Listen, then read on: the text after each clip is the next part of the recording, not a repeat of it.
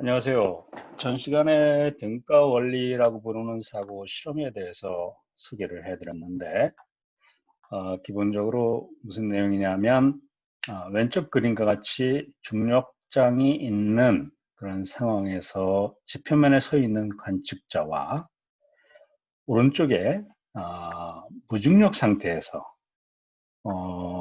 이 왼쪽의 중력장 크기는 같고 방향은 반대로 가속되는 그런 균의 가속계에 있는 관측자를 구분할 수 없다 하는 것이 기본 내용입니다. 예. 그래서 이거의 하나의 결과로 만약에 왼쪽에서 중력장이 있는 상황에서 펄쩍 뛰어내려 가지고 자유낙하하는 사람이 느끼는 것은 뭐냐 하면 어, 어, 이 중력이 있다는 걸 전혀 못 느낀다는 게 결론이었죠. 예. 이거는 그렇게 트리비얼한 결과는 아닙니다. 왜냐하면 뉴턴의 역학 이론에서는 어, 관성운동, 즉 등속으로 운동하는 관측자는 자기가 움직이고 있는지 아니면 다른 사람이 움직이고 있는지를 구별해낼 그런 어떤 물리적인 방법이 없습니다. 예. 하지만 가속되는 상황에서는 내가 가속되고 있는 건지 아닌지를 자기 자신이 구별해낼 수 있습니다. 마치 기차가 출발할 때 가속이 일어나는데 그때 자기가 기차가 출발한다는 걸 자기 자신이 느낄 수, 알 수 있다는 거죠. 마치 단순히 자기가 물통을 들고 있으면 물의 수면이 기차가 가속될 경우 뒤로 밀려나겠죠. 그래서 수면이 고르지 않고 뒤로 몰리는 걸 보고 내가 가속되고 있다는 걸 알 수 있습니다. 이렇게 가속된다는 상황은 등속으로 움직이는 것하고 달리 자기 자신의 구별해낼 수 있는데 마찬가지로 이렇게 균일한 중력장 하에서 자유낙하를 하면 밖에 있는 관측자 입장에서는 이 자유낙하하는 사람이 등가속 운동을 하는 거죠. 그러면 등가속 운동하는 사람 자신도 내가 가속하고 있다는 걸 알아야 돼요. 그게. 근데 아인슈타인은 그렇지 않다는 걸 주장한 겁니다. 그게. 여기서 오른쪽에 무중력 상태의 동등한 그 상황을 가정을 해서 자연낙하 운동은 그냥 중력이 없는 관성계에서 서 있거나 아니면 균일한 속도로 움직이는 거하고 똑같습니다. 그래서 이게 아무 중력을 못 느낀다 이렇게 하는데 왼쪽에서 입장에서 보면 뭐냐면 아까 물통을 들고 뛰어내리면 물 자체도 같이 가서 똑같은 가속을 합니다. 중력장 하에서는. 그래서 수면이 이렇게 뒤로 밀리지 않고 여전히 평평한 상태로 유지가 되면서 이 자유낙하는 사람하고 떨어지겠죠. 그래서 자유낙하는 사람이 자기가 가속되고 있다는 것을 물 표면만 가지고는 알 수가 없습니다.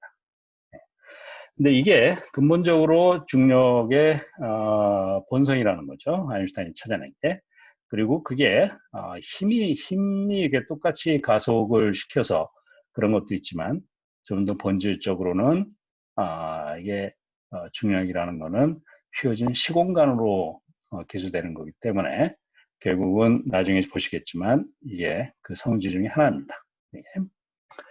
그래서 뉴턴의 중력이든 아니든 상관없이 그 시공으로서 중력을 기술하는 이론에서는 자유낙하하는 사람이 중력을 못 느끼는다는 건 아주 본질적으로 갖고 있는 성질인 것입니다. 자, 어쨌든 그거는 좀 더 나가서 하는 얘기고 등가 원리라는 사고 실험을 통해서 아인슈타인은 이거를 또 한 번 활용을 합니다. 그래서 다음과 같은 질문을 해봅니다.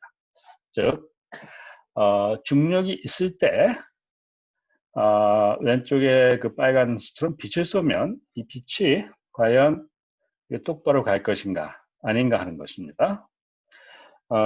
여기에서 이 질문을 한 이유는 뭐냐면 중력이 없을 때는 이 공간은 특성 상대론적 민카우스키 매트릭이었어요. 편편한 시공간. 그래서 거기서 빛을 쏘면 빛은 직진을 하겠죠. 거기에. 근데 중력이 있으면 그 시공간에 영향을 줬을까 안 줬을까 하는 그 질문입니다. 네, 어쨌든 그 질문에 대해 답을 하기 위해서 이 중력장 하에서 휘는지 안 왔는지를 판단하기 쉽지 않으니까 이것하고 동등한 개인 등 가속계에 대해서 한번 보죠. 자, 그래서 여기서 위로 등가속도로 움직이는 그런 우주선 안에 있는 관측자가 여기서 빛이 가는 걸 봅니다. 빛은 지금 이 전체는 평평한 특성들은 시공간이기 때문에 빛은 그냥 오른쪽으로 가겠죠. 직선으로. 대신 이 우주선 안에 있는 관측자는 이 빛의 경로를 이렇게 보게 될 겁니다. 왼쪽에 있는 창에 들어와서 왼쪽 것보다 더 낮은 창으로 빠져나가는 것처럼 돼가지고 그것을 보겠죠. 그래서 이 우주선 안에 있는 관측자는 빛이 이렇게 휘어진 경로로 이동한다는 걸 알 수가 있을 거예요. 자, 다시 그럼 이것하고 동등한 개인 균일한 중력장에서는 이렇게 보이겠죠. 그래서 균일한 중력장 하에서 빛의 경로가 직선이 아니라 휘어지게 이동을 합니다. 자, 그럼 이게 무슨 뜻인가 한번 보죠. 자, 여기서 이 가운데 빨갛게 태양이 있죠. 그래서 무거운 물체예요. 이건 무거운 물체가 없을 때는 이 빛이 이 하얀색 경로에 따라서 직선으로 이동을 하겠죠. 근데 이 무거운 물체를 갖다 놓으면 좀 전에 사고 실험으로 등가 원리로부터 봤지만 이 빛이 이렇게 휩니다. 예? 근데 빛은 질량이 없기 때문에 이 태양이 잡아다니는 중력에 의해서 이렇게 경로가 바뀔 이유가 없어요. 그렇다면 이거를 설명할 수 있는 건 뭐냐 하면 이 빛이 가는 이 공간 자체가 더 이상 평평하지 않고 뭔가 휘어가지고 그 휘인 것이 바로 빛의 경로에 이렇게 휘인 것으로 빛이 휘어져서 이동하는 것으로 나타났을 거라는 겁니다. 그래서 결론이 이렇게 중력이 있는 상황이나 아니면 더 일반적으로 얘기해서 이런 물체가 출현을 하면 주위의 시공간이 그 민카우스키 플랫 매트릭이 아니라 특성되는 그런 시공간이 아니고 이것이 휘어질 수도 있다는 겁니다. 휘어지게 된다는 것을 시사하겠죠. 그리고 공간이 휘어진다는 것뿐만이 아니라 아까 중력 적색편이 여기서 시간 지연 효과가 나타나는 것처럼 시간 또한 성질이 바뀝니다. 예. 그래서 특수 상대론에서 시공간은 고정시켜 놓고 뉴턴 중력을 수정해서 맞는 중력 이론을 찾아내려고 하는 것은 근본적으로 잘못된 방향이라는 것을 알 수가 있죠. 즉 중력이 있는 상황에서는 시공간 자체가 휘어져 버린다는 겁니다. 우선 그거부터 우리가 이해를 해야지 중력에 대한 효과도 더 잘 이해할 수 있을 거예요. 그래서 이렇게 그림으로 좀 나타내 보면 뭐냐 하면 왼쪽이 이제 시공간이 물체 출현과 전혀 관계없이 여전히 그 상태를 유지한다는 건데, 그래서 별이 출현을 하더라도 별 근처에 광불면의 모양은 평평한 시공간에서의 민카우스키 시공간에서의 광불면입니다. 그래서 빛을 오른쪽으로 가는 빛은 이렇게 직선으로 다 이동을 하죠. 그리고 이 시공간은 여기 플랫 민카우스키 매트릭으로 여전히 기술이 되고 좀 전에 말했던 직선의 경로는 이 ds 제곱이 0이 되는 요걸 계속 따르겠죠. 근데 좀 전에 이제 등가 원리를 통해서 안 건 뭐냐면 이런 시공간이 더 이상 평평하지 않고 휘어진다는 거죠. 그래서 그림으로 보면은 시공간이 휘면 휘어진 시공간으로 기술이 될 텐데 그럼 빛은 어디로 어떻게 이동을 하느냐, 광불면의 모양은 어떻게 되느냐는 이 휘어진 시공간의 ds 제곱이 0이 되는 것이 그 광불면을 결정하겠죠.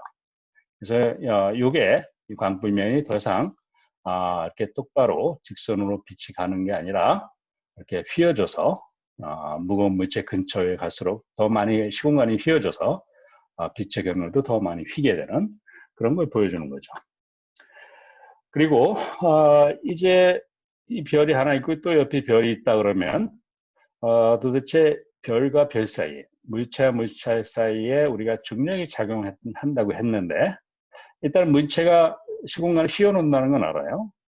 그렇지만 물체와 물체 사이에 작용했던 중력은 어떻게 되는 거냐. 즉, 이 물체가 어떻게 움직이냐에 대한 답을 얻어야 될 텐데, 일단 여기 휘어진 시공간에서 물체를 가만히 놔뒀을 때, 그럴 경우 물체는 가만히 여전히 정지해 있을 수 있는 건가?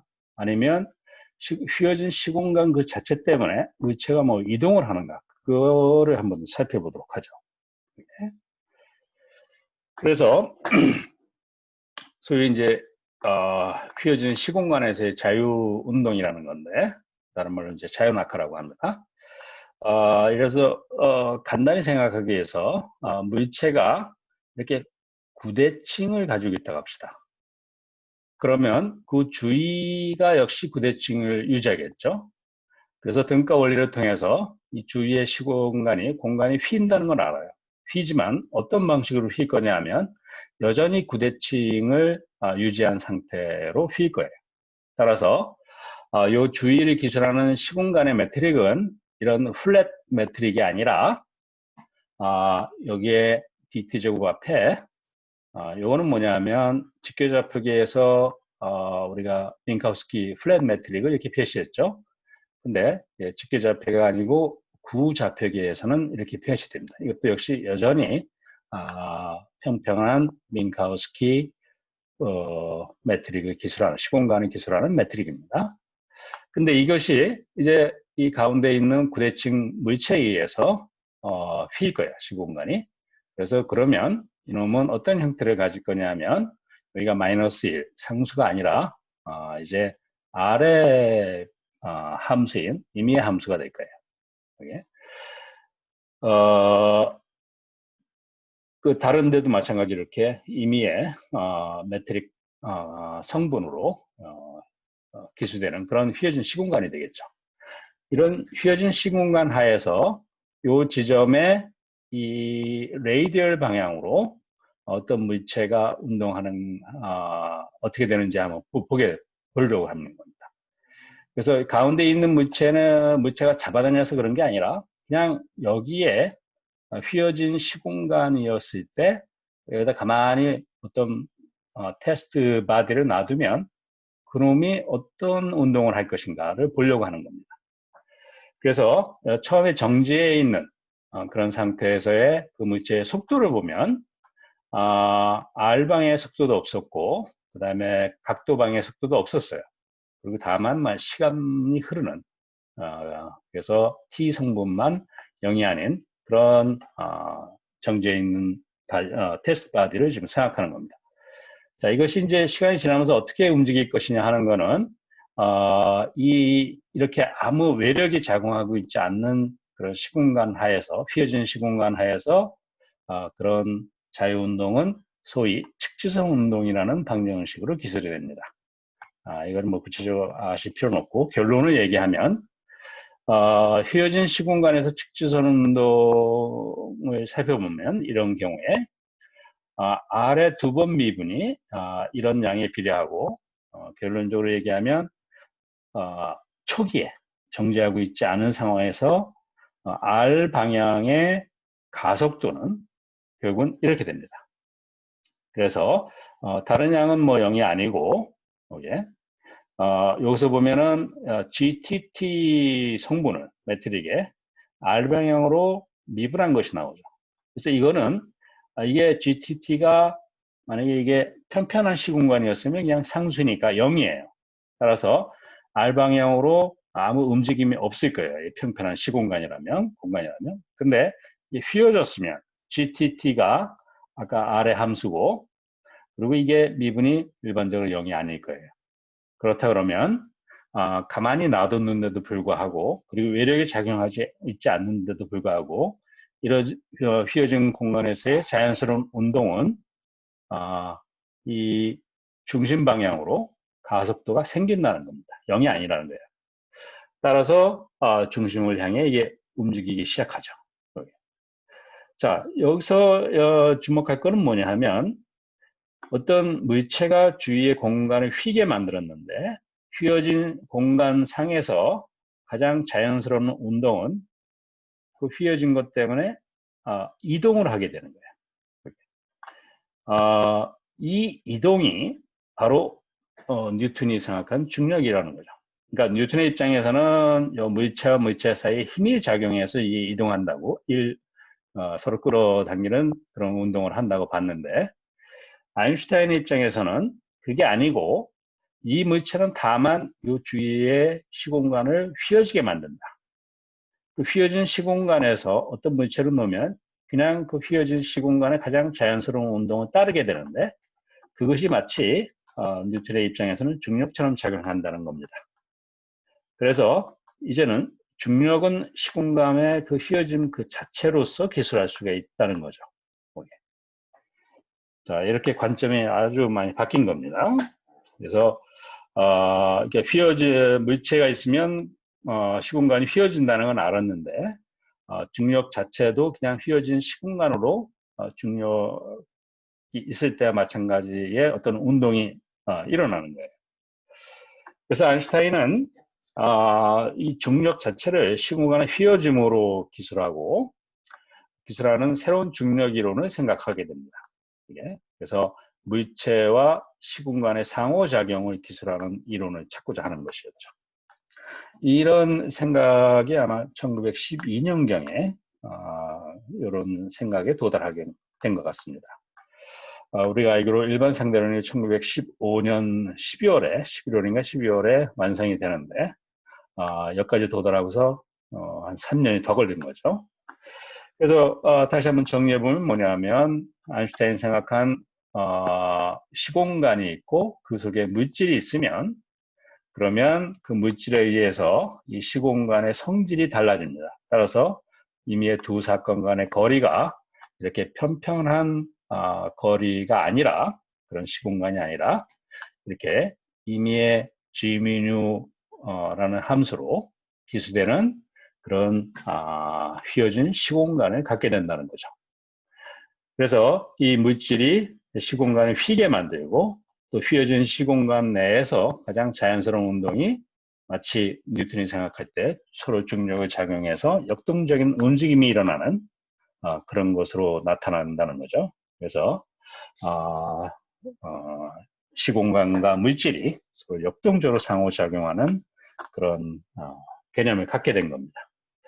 자, 여기까지 도달해서 이제 아인슈타인은 그러면 이 매트릭 텐서를 휘어진 시공간을 기술하는 매트릭 텐서가 주어진 물질 분포가 있을 때 어떻게 결정되는지를 알아내야 되는데 그것을 알아내는 과정이 한 3년 이상 걸렸던 겁니다. 이제 소위 중력 방정식이라는 건데 역시 힌트는 뉴턴의 중력 방정식이 이렇게 중력 포텐셜의 다이버전스가 바로 그 지점에서의 질량 밀도와 비례한다는 거였는데 이게 뉴턴의 중력 방정식이었어요. 이게 바로 거리 제곱에 반비례하고 질량에 비례하는 그거하고 똑같습니다. 그럼 결국은 그 휘어진 시공간에서의 움직임이 결국은 중력이 약할 때는 시공간의 휘어짐이 아주 약할 때는 여기 뉴턴의 중력 방정식으로 이렇게 이펙티블리 기술돼야 될 텐데 따라서 뉴턴의 이 중력 방정식은 매트릭을 휘어진 시공간의 매트릭을 결정하는 새로운 중력 방정식에 아주 중요한 힌트를 줄 겁니다. 그래서 그 중에 하나 이걸 가만히 좀 멀리서 들여다보면 오른쪽에 이게 질량 밀도인데 질량이 x라는 위치에 t라는 시간에서 x라는 위치에 얼마나 단위 최적당 질량이 있느냐, 몇 킬로그램에 있느냐 그걸 나타내는 거예요. 근데 이거는 덜반적으로는 소위 에너지 모멘텀 스트레스 텐서라는 그거의 타임 제로 컴포넌트입니다. 이게. 그래서 오른쪽의 질량 밀도는 좀 더 일반적으로는 주어진 물질 분포로 대체시킬 수 있을 겁니다. 그래서 이 에너지 모멘텀 스트레스 텐서는 여기 보신 것처럼 어떤 텐서 형태로 나타낼 수 있는데 시간 성분은 질량 밀도로 나타내고 시간하고 I 방향의 성분은 I 방향, 즉 XYG 그 각각의 방향으로 이 물체가 움직이는 일종의 운동량 밀도예요.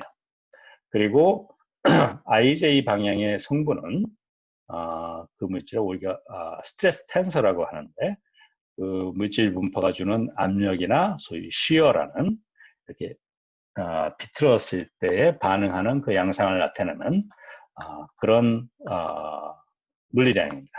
즉 우리가 에너지 모멘텀 스트레스 텐서로 물질이 어떤 식으로 분포가 되어 있고 어떤 식의 움직임이 있고 어떤 압력이 있는 이런 것들을 다 모아놓은 건데 중력 방정식의 뉴턴의 중력 방정식의 오른쪽이 바로 물질 분포를 기술하는 것으로 확장될 거라는 걸 우리가 예상할 수가 있어요.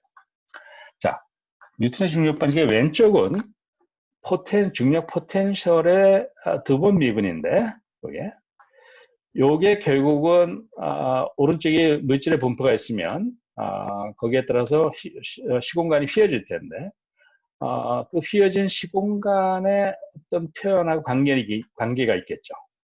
거기에 등가 원리에서 물질의 분포가 있으면 시공간이 휘어지는데 오른쪽은 일반적으로 에너지 모멘텀 텐서라는 쪽으로 확장될 가능성이 있고 그 다음에 왼쪽은 그 시공간, 휘어진 시공간에 관련된 어떤 양이로 표현이 될 수 있을 거라고 예측할 수 있습니다. 결국 이게 그 휘어진 시공간의 곡률과 관련이 있는 소위 곡률 텐서와 관련이 있을 겁니다. 그래서 아인슈타인이 찾고자 하는 방식의 형태는 결국 이런 형태가 될 거예요. 오른쪽은 물질의 분포를 기술하는 어떤 양이 물리량이 될 거고 왼쪽은 뭔가 곡률과 관계된 그런 양일 겁니다. 그래서 요거에 대해서 알기 위해서 이제 휘어진 시공간을 기술하는 수학적인 양이 뭔가 그거를 좀 살펴보도록 하죠. 그래서 이게 바로 시공간이 휘어졌느냐 편편하냐를 구분하는 건데 여기는 2차원 시공간인 2차원 공간입니다. 그리고 이거는 편편한 공간이에요. 이게 실린더의 표면이 2차원인데 실린더도 역시 편편한 공간이에요. 그래서 어떤 벡터를 V 알파라는 벡터를 이 편편한 공간에서 이렇게 닫힌 경로를 따라서 평행 이동을 하면 그러면 원래 벡터로 다시 돌아옵니다. 여기도 마찬가지로 그렇고 그래서 쭉 이동을 해서 돌아오면 다시 원래 벡터가 돼요. 그렇지만 공간 자체가 휘면 이거는 역시 구면, 여기는 구면을 나타내는데 구면은 휘어진 2차원 공간이에요. 거기에 이렇게 닫힌 경로를 따라서 초기에 어떤 벡터가 이런 벡터가 있었다 그러면 이거를 쭉 평행 이동을 합니다. 평행 이동을 했다는 것은 기본적으로 길이와 방향을 바꾸지 않으면서 이동을 시키는 거예요. 그래서 이쪽 방향을 계속 유지하면서 이동을 시키고 여기서 이쪽 방향으로 또 이동을 시키는데 방향을 바뀌지 않은 상태에서 이동을 하고 이렇게 하면 원래 벡터하고 여기 다시 돌아왔을 때의 평행 이동했을 때의 벡터가 서로 다른 방향이 있습니다. 같지 않아요. 같지 않은 이유가 바로 이 곡면이 평편하지 않고 휘어져 있다는 것을 나타냅니다. 요거를 그래서 이 평행 이동을 기술하는 방정식이 바로 이런 겁니다. 어떤 벡터가 평행 이동을 한다. t라는 벡터를 따라서 이런 경로를 따라서 평행 이동을 한다 그러면 이 평행 이동한 벡터는 그 t를 따라서 미분하는 것이 0이 되는 그런 방정식을 만족하게 돼요. 이게 평행 이동의 휘어진 공간에서의 일반화입니다.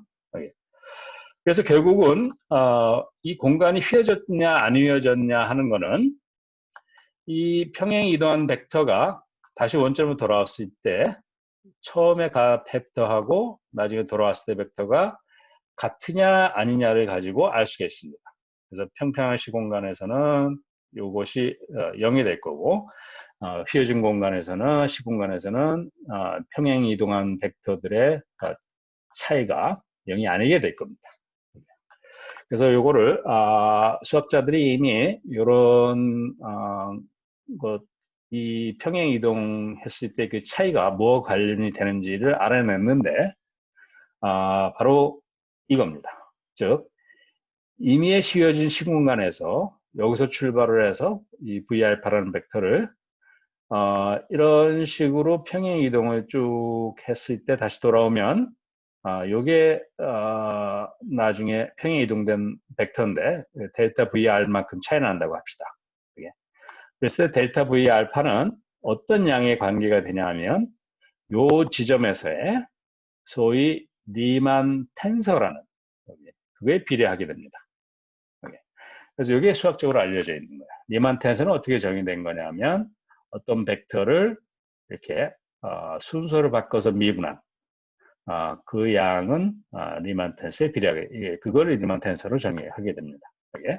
어쨌든 이렇게 평행 이동해서 돌아왔을 때 그 차이가 리만 텐서라는 거에 비례하니까 만약에 리만 텐서가 0이면 그러면 우리는 평행 이동했을 때 없으니까 이건 평평하구나 라는 걸 알 수가 있고 거꾸로 이 평행 이동을 해서 돌아왔을 때 그 값이 0이면 이게 리만 텐서에 비례하니까 물론 다른 벡터가 곱해져 있긴 하겠지만 이 경로가 임의의 경로이기 때문에 그거에 대해서 다 0이 되려면 리만 텐서 자체가 0이 돼야 돼요. 즉 어떤 시공간이 평평하냐 아니면 휘어져 있느냐 그걸 뭘 가지고 판단을 할 수 있냐 하면 소위 리만 공률 텐서라는 값이 0이냐 아니냐를 가지고 알 수가 있습니다.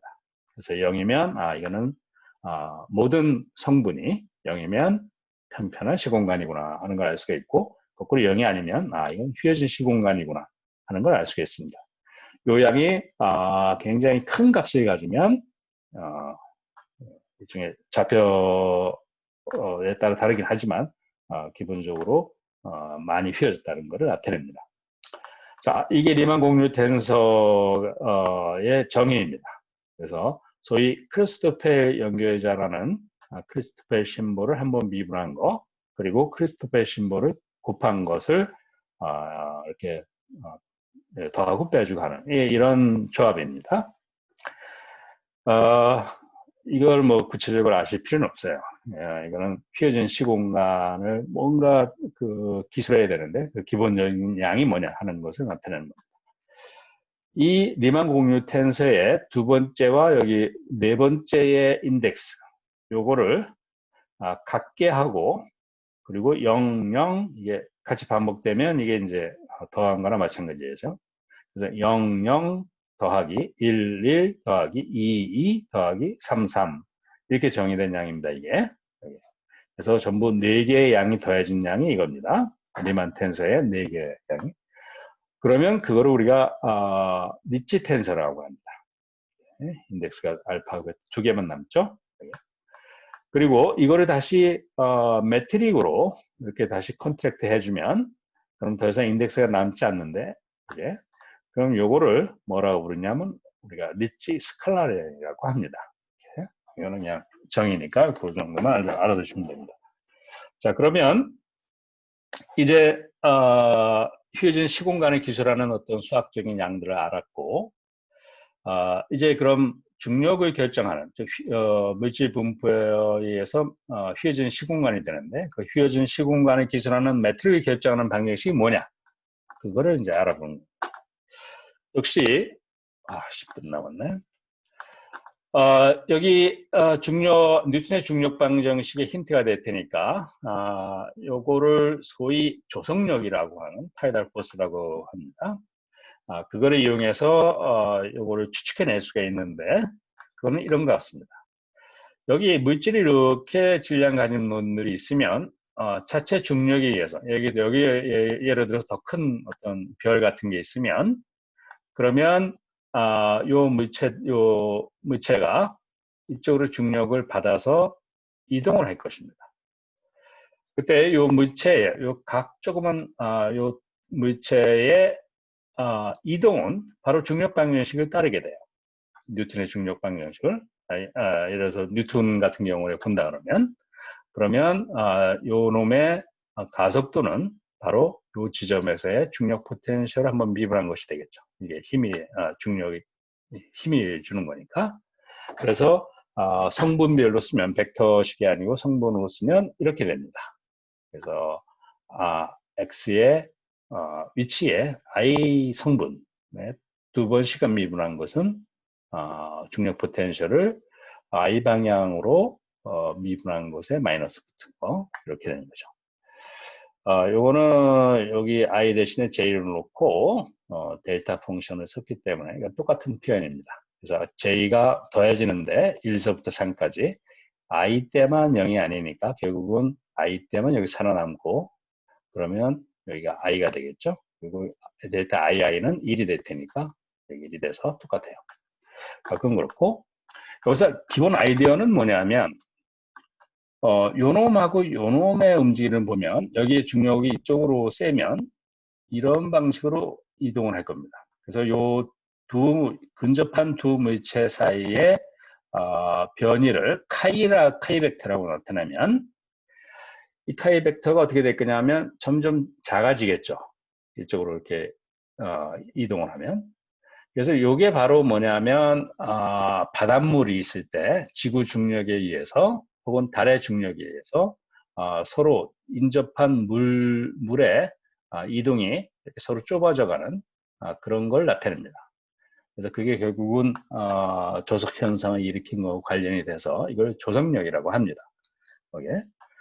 그래서 결국 요 카이가 어떻게 변하는가를 보면은 역시 이걸 이용하면 될 것입니다. 그래서 요 지점의 가속도는 요 물체의 가속도는 그 지점에서의 중력 포텐셜을 미분한 것이 될 테니까 이것처럼 이거 그냥 쓰고 이거를 테일러 전개하면 이게 아주 근접한 물체라 그러면 이게 아주 작을 것입니다. 그러면 이렇게 테일러 전개를 할 수가 있을 거예요. X에서의 그래서 요거를 한번 미분한 거 곱하기 요 작은 변화 이렇게 될 테니까 이게 테일러 전개입니다. 그래서 맨 앞에 있는 거는 바로 요놈의 가속도를 나타내는 거고 이놈의 그 다음에 요거의 가속도는 결국 여기가 되겠죠. 그래서 요 두 물체 사이의 가속도는 변이의 가속도는 그러면 두 번째 중력 포텐셜을 두 번 미분한 것을 그 변이 자체로 곱해준 거하고 같게 됩니다. 여기 기본적으로. 그래서 요거를 3 액셀러레이션인데 이 3 액셀러레이션을 이게 4차원 시공간이니까 4차원으로 확장을 시키면 A 알파로 그러면 여기서 보면 요것만 i번째를 그냥 1번째 시간까지 포함을 해서 알파로 표시할 수 있겠죠. 그래서 일종의 여기 공간 미분만 있는 건데 왜 시간까지 했느냐 하면 해도 상관이 없냐면 이게 만약 크게 빨리 움직이지 않은 경우에 대해서는 중력 포텐셜의 시간에 대해서 그렇게 별로 빠르게 변하지 않을 겁니다.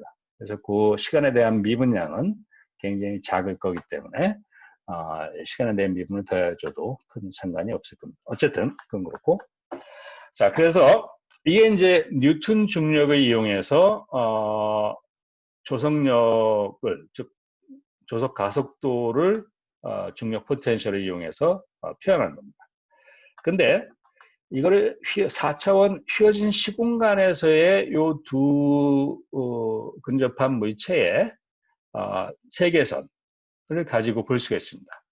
그래서 휘어진 시공간에서의 요 두 근접한 물체의 세계선을 보면 알게 되는데 아까 좀 전에 휘어진 시공간에서 어떤 물체의 자유운동은 지우대식을 따른다 그랬죠.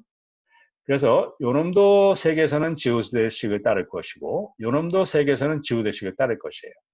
그래서 지오대식과 지오대식 사이에 이루어지는 요 양의 역시 그 카이 그거에 요 지오대식을 따라서의 두 번 미분, 일종의 가속도가 되겠죠.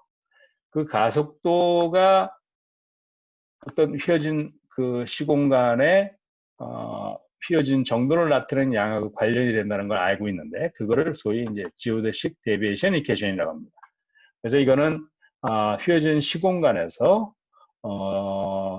지오대식들에만 알면 그러면 그 지오대식 간의 간격이 간격에 대한 간격이니까 그거에 대한 가속도입니다. 그래서 가속도가 이렇게 소위 리만 텐서하고 비례한다는 걸 알려져 있어요. 네? 그래서 이거는 알려져 있는.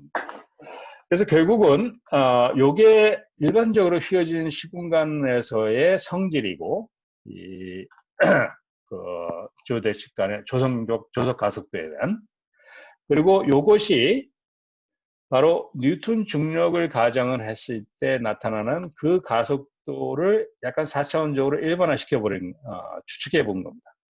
그리고 이 가속도는 기본적으로 같은 양이 되겠죠. 그래서 요것하고 요것이 같다고 놓으면 이렇게 될 텐데 그러면 여기서 감마하고 알파를 역시 같게 놔요. 여기 더해주면 요 양이 바로 뭐가 되냐면 베타 델타만 있을 테니까 리치 텐서가 돼요. 예? 그래서 리치 텐서를 포 velocity로 이렇게 컨트랙트한 양은 예?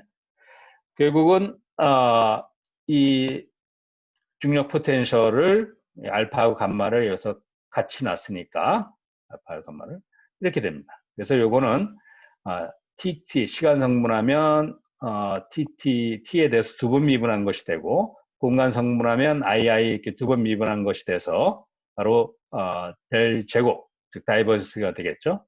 근데 시간에 대해서 크게 빨리 변하지 않는 거라면 시간 두 번 미분한 거는 무시할 수 있을 거예요. 그래서 요것만 남을 텐데 이거는 우리가 알고 있는 뉴턴의 중력에서 바로 밀도 덴서티하고 비례하게 되겠죠. 근데 이 밀도는 일반적으로 텐서로 쓰면 스트레스 에너지 텐서로 쓰면 스트레스 에너지 텐서의 시간 성분입니다. 이게. 그래서 이거 가만히 보면 리치 텐서가 그 스트레스 에너지 모멘텀 텐서하고 비례하는 이런 꼴로 우리가 추측할 수가 있어요. 이게 바로 우리가 아까 예측했던 오른쪽은 물질의 분포를 기술하는 양이고 왼쪽은 바로 그것에 의해 휘어진 시공간의 공유를 나타내는 양이고 바로 그런 형태죠. 그래서 일단은 아인슈타인은 여기까지 도달을 합니다. 그래서 일단 매트릭이 결정하는 방정식이 이런 형태를 띌 것이다 하고 결국 나중에 정확하게 그 방정식을 찾아내게 됩니다. 그게 1915년 11월쯤 됐습니다. 그래서 물론 친구를 잘 둬서 수학자인 마세이 그로스만의 도움을 많이 받았죠. 그래서 결국은 이런 기하학적인 휘어진 시공간에 대한 기하학적인 것을 배워서 친구의 도움을 많이 받아서 결국은 이런 방정식을 찾아내게 됩니다. 자, 아까 한 거하고 달리 여기가 4파이지가 아니고 8파이 2배를 됐고 대신 왼쪽이 리치 텐서가 아니고 요만한 양이 좀 더해졌습니다. 그래서 이게 이제 주어진 물질 분포가 있을 때 그 매트릭이 어떻게 결정되는지를 나타내는 그런 새로운 시공간의 동적인 시공간을 기술하는 그 시공간과 물질이 상호작용하는 그런 현상을 기술하는 방정식이 됩니다. 그리고 이 방정식은 바로 그 중력을 기술하는 방정식도 되는데 그 이유는 뭐냐면 물질의 분포가 주어져 있을 때 예를 들어 두 개의 질량이 있을 때 그 주위의 시공간이 어떻게 변하는지를 나타내는 결정하는 방정식이니까 휘어진 시공간 내에서 그 물체의 운동은 아까처럼 자유운동을 합니다. 그래서 지오데식을 따라서 이동을 하는데 그게 마치 서로 뉴턴처럼 중력이 작용하는 것처럼 그런 이동을 보였죠. 그래서 중력을 따로 기술하지 않고 다만 물질 분포에 의해서 시공간이 어떻게 휘어지는가만을 기술하더라도 거기에 놓여 있는 물체가 어떻게 이동하는지 기술하기 때문에 중력도 같이 기술하는 것이 됩니다. 그래서 이거를 다른 관점에서 보면 중력을 기술하는 그런 방정식으로도 볼 수가 있게 되겠죠. 그래서 우리가 이거를 일반적으로 아인슈타인의 중력 방정식이라고 이야기합니다. 자, 그래서 결국은 이 아인슈타인의 중력 방정식을 아주 명확하게 표현하는 그 표현이 있습니다. 휠러라는 사람이 한 말인데 그게 뭐냐면 matter tells how to bend. 그래서 물질이 시공간이 어떻게 휘어질지를 결정해주고 그 다음에 curvature tells how to move. 즉 휘어지는 시공간이 어떻게 물질이 움직일지를 결정해준다 하는 이런 아주 아인슈타인의 중력 이론 혹은 휘어진 시공간에 대한 이론 혹은 물질과 시공간이 상호작용하는 이론의 본성을 아주 잘 나타내는 그런 표현이 됩니다. 이렇게 해서 이런 중력 방정식을 통해서 여러 가지 재미있는 해를 찾아서 그 성질을 알아낼 수가 있는데 그 중에 우리가 잘 알고 있는 것이 블랙홀이라는 것과 웜홀, 그 다음에 시간지연 효과, 그 다음에 우리가 살고 있는 우주가 팽창하는 우주다. 그 다음에 빛의 휘어짐, 수성의 근위점 이동, 중력 렌징, 그 다음에 아주 고밀도의 밀집성, 중성자별 같은, 그 다음에 우리 지구 주위의 GPS 같은 이런 것들이 다 이 아인슈타인의 일반 상론에 기초하고 있는 것들입니다. 그래서 일반 상대로는 일단 여기까지로 하고 일반 중력 방정식의 약간 수학적인 성질을 여기 요약해 놨으니까 이거를 좀 보시면 도움이 될 겁니다. 그다음에 이제 우리가 사는 실제 우주에서는 중력 방정식에서 요항이 좀 더 필요합니다. 그래서 이게 우주 상수라 그러는데 우주 상수 항이라 그래요. 네. 그래서 약간 좀 수정이 됩니다. 자, 여태까지 한 거를 좀 요약을 해보죠. 우리가 특수 상대성 이론에서 일반 상대론까지 쭉 여정을 살펴봤는데 특수 상대성 이론의 가장 중요한 원리는 바로 광속 불변성입니다. 광속 불변성을 통해서 여러 가지 시간과 공간의 성질을 알아냈는데 결국 거기서 요약을 하면 뭐냐면 우리가 사는 시공간은 4차원 연속체고 이렇게 시간과 공간이 서로 복합이 되어 있는 그런 복합체라는 겁니다. 그래서 우리가 사는 시공간은 두 사건의 거리가 이렇게 정의되는 이런 플랫 민카우스키 매트릭에 살고 있다는 거죠. 네? 요게 사실 답니다. 요거가 특성대성 이론의 모든 것을 다 얘기를 해줘요. 그 다음에 이제 일반 상대론으로 넘어가서 중력이 작용하는 상황에서 시공간 자체가 플랫 매트릭으로 더 이상 기술되지 않고 휘어진다는 걸 알아냈어요. 그게 바로 등가 원리라는 사고 실험을 통해서 알아낸 거죠. 그래서 일반적인 휘어진 시공간을 기술하는 이 매트릭이 결정하는 그런 문제가로 귀착이 됐는데 이 매트릭을 결정하는 방정식을 제시한 게 이제 아인슈타인의 일반 상대론입니다. 중력 방정식이죠. 그래서 시공간은 물체와 상호작용하며 중력을 시공간의 휘어짐으로 기술하는 새로운 이론을 내놓은 것입니다. 그래서 이 새로운 이론에 바탕을 해서 아주 몇 가지 획기적인 혹은 아주 흥미있는 그런 물리 현상을 다음 시간에 좀 소개시켜 드리도록 하겠습니다. 자, 오늘 강의는 일반 성분의 강의는 여기까지 마치도록 하겠습니다. 네, 감사합니다.